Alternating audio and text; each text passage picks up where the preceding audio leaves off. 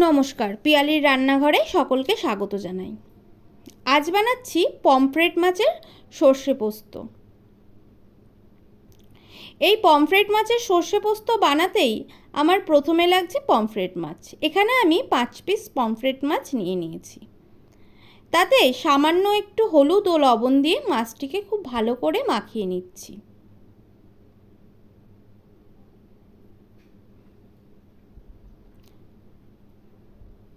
মাছগুলি আমার মাখানো হয়ে গেছে, সাইডে রেখে দিলাম।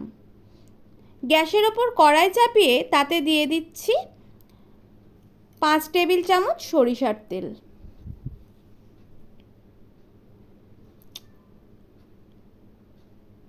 তেলটি খুব ভালোভাবে গরম হয়ে গেলে আগের থেকে ম্যারিনেট করা মাছগুলি আমি এর মধ্যে ছেড়ে দিলাম।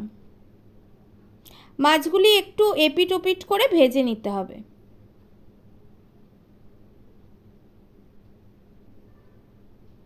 মাছগুলি ভাজা হয়ে গেছে, একটি প্লেটের মধ্যে আমি মাছগুলিকে তুলে নিলাম।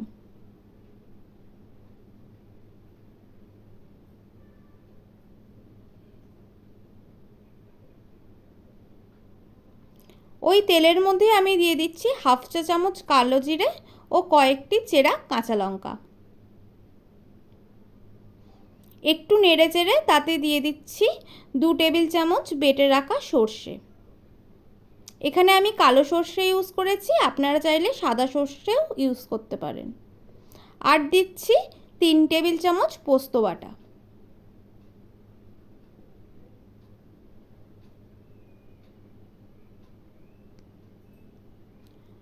দেড় চা চামচ কাঁচা লঙ্কা বাটাও আমি এর মধ্যে অ্যাড করলাম।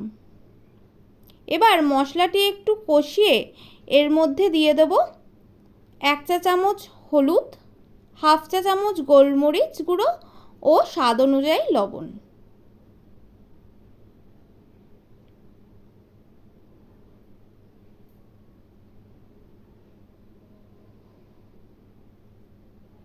এবার মশলাটি একটু কষিয়ে এর মধ্যে আমরা দিয়ে দিচ্ছি পরিমাণ মতন জল।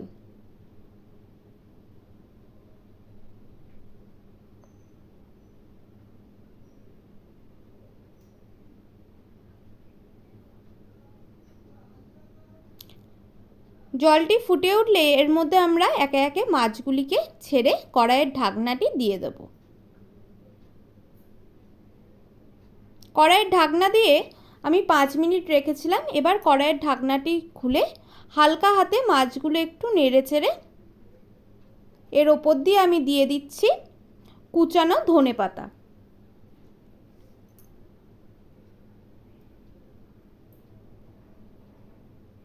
আর এভাবেই আমাদের তৈরি হয়ে গেল পমফ্রেট মাছের সর্ষে পোস্ত। এবার একটি প্লেটে আমরা এটিকে সার্ভ করে নিচ্ছি। আর এরই সাথে বলে রাখি, আমার ভিডিওটি যদি আপনাদের ভালো লেগে থাকে তাহলে অবশ্যই লাইক, কমেন্ট, শেয়ার করবেন। আর এরকম আরও ভিডিও পেতে চ্যানেলটিকে অবশ্যই সাবস্ক্রাইব করবেন। ধন্যবাদ।